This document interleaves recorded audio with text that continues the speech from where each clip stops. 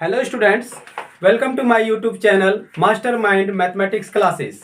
आज आप लोग पढ़ रहे हैं क्लास 12 मॉडल सेट 3 का सॉल्यूशन जो जैक ने जारी किया है। ठीक है, तो चलिए स्टार्ट करते हैं मॉडल सेट 3 का सेक्शन ए का सॉल्यूशन। ये मॉडल सेट 3 है और सेक्शन मैं आपको बता दूं कि ये सेक्शन ए है। सेक्शन ए का ये सॉल्यूशन है, जिसमें से फर्स्ट क्वेश्चन देखिए। क्वेश्चन है, एक इंटीग्रेशन है ए एक्स प्लस बी का whole square into d x. ठीक है, चलिए इसे बनाते हैं। आप इसे सब्स्टिट्यूशन मेथड से बना सकते हैं। उसके लिए आपको करना क्या होगा, ए एक्स प्लस बी को लेट कर लीजिए टी। ए एक्स प्लस बी को क्या लेट करना है, टी, और आपको इसका एक्स के रिस्पेक्ट में डिफ्रेंसिएशन कर देना है। तो बोलिए, ए एक्स का डिफ्रेंसिएशन कीजिएगा ए इंटू वन। अब बी का डिफ्रेंसिएशन कांस्टेंट है तो जीरो। ए भी कांस्टेंट है लेकिन यहाँ जीरो नहीं हुआ क्योंकि ये एक्स के साथ है, तो ए साइड हो गया। एक्स का डिफ्रेंसिएशन वन और बी अकेला है यानी सिर्फ कांस्टेंट है तो उसका जीरो, और टी का यहाँ हो जाएगा डी टी। तो यहाँ होगा a d x is equal to d t. तो यहाँ डी एक्स का वैल्यू आप क्या निकाल सकते हैं, 1/a dt। अब देखिए आपका आई का जो वैल्यू है क्या हो जाएगा, ए एक्स प्लस बी को आप क्या माने थे, टी, और यहाँ ए एक्स प्लस बी का होल स्क्वायर है तो आप यहाँ लिख सकते हैं टी स्क्वायर। और डी एक्स के बदले में लिखना है आपको, डी एक्स के बदले में यहाँ लिखना है 1/a dt। 1/a dt, 1/a बाहर कर दीजिए, क्या बचा इंटीग्रेशन में, टी स्क्वायर डी टी। और टी स्क्वायर का इंटीग्रेशन क्या होगा, टी का पावर n प्लस वन यानी 3, नीचे भी 3 प्लस सी, यानी यहाँ हो जाएगा 1/3a टी क्यूब प्लस सी। आप लिख सकते हैं कि last line 1/3a T cube यानी ए एक्स प्लस बी का होल क्यूब, ए एक्स प्लस बी का होल क्यूब प्लस सी। ठीक है, ये इसका आंसर हो गया। आप इसे दूसरे तरीके से कैसे बना सकते हैं वो भी देख लीजिए। सेकेंड रूल बहुत शॉर्ट में बना सकते हैं इसको आप। क्वेश्चन है ए एक्स प्लस बी का होल स्क्वायर डी एक्स, यही है ना। आप क्या कीजिए, यहाँ पे फॉर्मूला लगा दीजिए, ये एक्स का पावर एन का, सिर्फ एक्स का पावर एन क्या होता है, एक्स का power N plus 1/n plus 1 ये होता है। बस यहाँ पे जो पावर है 2 उसमें एक जोड़ देना है, ए एक्स प्लस बी का पावर n प्लस 1 मतलब 2 प्लस 1, और नीचे भी 2 प्लस 1। ठीक है, एक चीज आपको याद रखना है इसमें, एक्स का कोफिशिएंट कितना है, ए, तो ए लिखना है आपको नीचे में, अब प्लस सी। तो यहाँ हो जाएगा ए एक्स प्लस बी का होल क्यूब, अब बाय 2 प्लस 1 3a, अब प्लस कितना सी। आप इसे क्या कर सकते हैं, 3a बाहर कीजिएगा तो 1/3a और ए एक्स प्लस बी का होल क्यूब प्लस सी। देखिए आया ना, दोनों रूल से सेम ही आंसर। तो इससे भी आप बना सकते हैं, इससे भी आप बना सकते हैं। ठीक है, अब देखिए क्वेश्चन नंबर 2। क्वेश्चन नंबर 2 में क्या है, एक डिफरेंशियल इक्वेशन दिया हुआ है। डिफरेंशियल इक्वेशन यानी dy बाई डी एक्स है plus sine dy by d x equal to 0 है। और इसमें आपको पूछा है कि निम्नलिखित अवकल समीकरण की कोटि और घात ज्ञात कीजिए। इसकी कोटि बताना है। कोटि मतलब आप जानते हैं ऑर्डर बोलते हैं इसको, और घात बताना है यानी ये कितनी डिग्री का है। ठीक है, इसकी डिग्री क्या होगी ये बताना है। तो इसकी कोटि हो जाएगी 1 और घात हो जाएगी अपरिभाषित। अपरिभाषित मतलब नॉट डिफाइंड, यानी घात इसकी परिभाषित नहीं है, नॉट डिफाइंड। अब आप पूछिएगा कि कैसे सर, तो समझिए, कोई भी डिफरेंशियल इक्वेशन में अगर केवल dy बाई डी एक्स वाला टर्म है तो उसकी कोटि तो 1 हो जाएगी। अगर ये है d square y by d x square तो वो 2 कोटि का होता है। D cube y by d x cube 3 कोटि का होता है। डी का power 4y by d x का पावर 4 ये 4 कोटि का होता है, ये आपको पता है। तो इसमें देखिए केवल d y by d x वाला टर्म है तो कोटि 1 लिखने में कोई दिक्कत नहीं। दूसरा बात कि इसकी घात नॉट डिफाइंड, डिग्री इसका नॉट डिफाइंड क्यों हुआ, इसका रीजन है कि यहाँ पे d y by d x यानी जो डेरिवेटिव है एक्स का, सॉरी वाई का, वो किसके साथ है, साइन के साथ है। तो ट्रिग्नोमेट्रिक फंक्शन के साथ जब डेरिवेटिव रहता है, डेरिवेटिव का टर्म रहता है तो उसकी घात अपरिभाषित होती है। क्लियर है, साइन के साथ रहे चाहे कॉस के साथ रहे चाहे टेन के साथ रहे, एक्सपोनेंशियल के साथ रहे, लॉगरिथम के साथ रहे तो घात अपरिभाषित होगी। क्वेश्चन नंबर 3 में एक वेक्टर दिया है, इसका परिमाण निकालने के लिए कहा गया है। परिमाण यानी मैग्नीट्यूड पूछा है। तो यहाँ पर जो वेक्टर है उस वेक्टर को हम लोग मान लेते हैं ए वेक्टर। क्या मान लेते हैं? ए वेक्टर। वैल्यू क्या है? I/√3, I/√3 J/√3 plus K/√3 ये है। और आपको इसका निकालना क्या है? परिमाण, मैग्नीट्यूड ऑफ ए वेक्टर। तो परिमाण निकालते हैं, क्या होता है? I का गुणांक यहाँ पे क्या है? 1/√3, तो लिखेंगे रूट के अंदर 1/√3 का स्क्वायर। जे का भी गुणांक कितना है? जे का गुणांक भी 1/√3 है, तो 1/√3 का स्क्वायर। और के का गुणांक भी देखिए 1/√3 ही है, तो 1/√3 का स्क्वायर। अब इसको आप सॉल्व कर दीजिए। 1 का स्क्वायर कितना होता है? 1, और √3 का स्क्वायर 3। उसी प्रकार यहाँ कितना हो जाएगा? 1/3, और यहाँ भी क्या हो जाएगा? 3। अब इसको जोड़ दीजिए, यहाँ हो जाएगा 1 + 1 + 1/3, यानी कि 3/3। कैंसिल कर देंगे 1 बार में, 1 का वर्गमूल, स्क्वायर रूट ऑफ 1 क्या होगा? 1। ये इसका आंसर हो गया। अब यहाँ पे आपको एक चीज और ध्यान देना है कि इसका जो स्क्वायर रूट है प्लस माइनस में नहीं लिखना है, क्योंकि आप निकाल रहे हैं क्या? वेक्टर का मैग्नीट्यूड, परिमाण निकाल रहे हैं, और परिमाण नेगेटिव में नहीं होता है, पॉजिटिव में होता है। तो आपको केवल 1 लिखना है। क्लियर है? चलिए आगे बढ़ते हैं क्वेश्चन नंबर 4 की तरफ। क्वेश्चन नंबर 4 में दिया हुआ है, यदि ए वेक्टर दिया है, बी का भी वैल्यू दिया है, तो ए प्लस बी ज्ञात कीजिए और ए प्लस बी के अनुदिश इकाई सदिश भी ज्ञात कीजिए। मतलब क्या है? इस क्वेश्चन में आप प्रश्न को पढ़िए बढ़िया से, तो आपको क्या मिला है? ए वेक्टर का वैल्यू मिला है, और क्या मिला है? बी वेक्टर का वैल्यू मिला है। बस दोनों को ऐड कर देना है। तो ए वेक्टर का वैल्यू दिया हुआ है 2i - j + 2k, और बी वेक्टर का वैल्यू है -i + j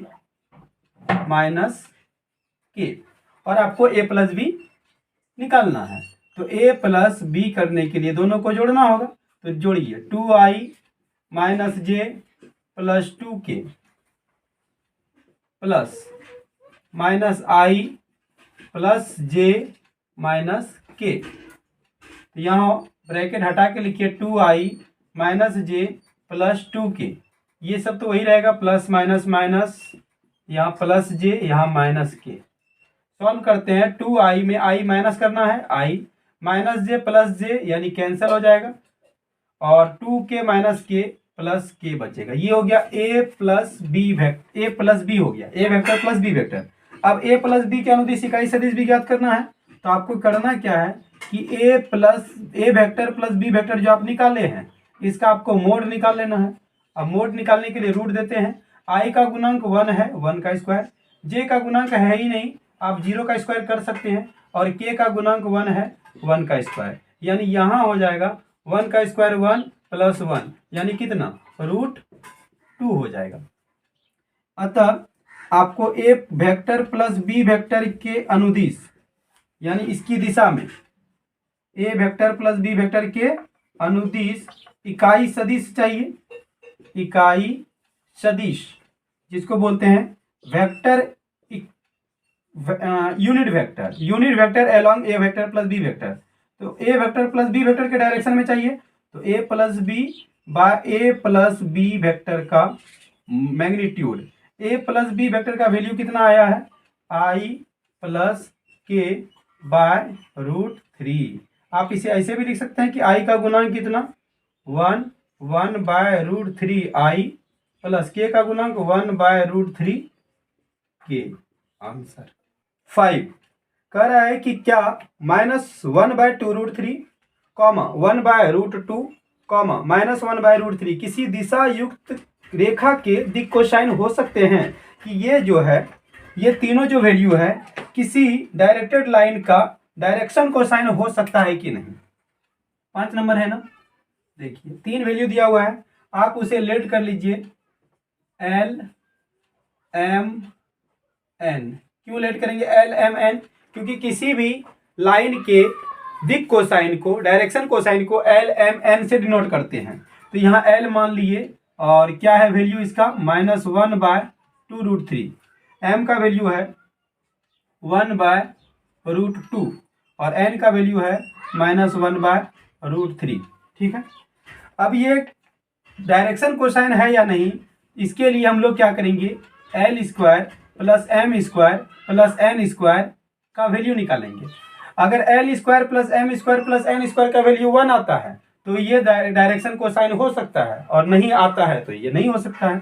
तो L² मतलब -1/2√3 का होल स्क्वायर, M² का मतलब 1/√2 का स्क्वायर, और N² मतलब -1/√3 का स्क्वायर। -1 का स्क्वायर 1, और यहाँ हो जाएगा 2 का स्क्वायर 4 और √3 का 3। 1 का स्क्वायर 1, √2 का स्क्वायर 2, -1 का स्क्वायर 1 और √3 का 3। यहाँ हो जाएगा 1/12 + 1/2 + 1/3। अब इसको सॉल्व करना है, एलसीएम होगा 12, यहाँ +1, 2 में 6 12 6 टाइम में, तो यहाँ होगा 6, 3 में 12 4 टाइम में, 4 1 जा 4, जोड़ देते हैं 6 4 10 और 1 11, और यहाँ 12। L² + M² का वैल्यू क्या देखे आप कि 1 आ रहा है कि नहीं आ रहा है, तो L² + M² + N² is not equal to 1। अतः ये तीनों वैल्यू, ये और ये डायरेक्शन कोसाइन नहीं हो सकते हैं। अतः -1/2√3, 1/√2 और -1/√3 किसी दिशा युक्त रेखा के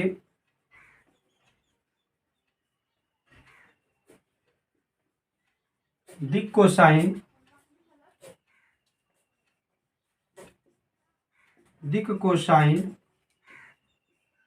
नहीं हो सकते।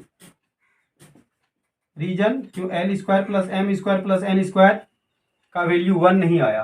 क्वेश्चन नंबर 6 में क्या है, बिंदुओं A और B से होकर जाने वाली रेखा का कार्तीय समीकरण ज्ञात कीजिए।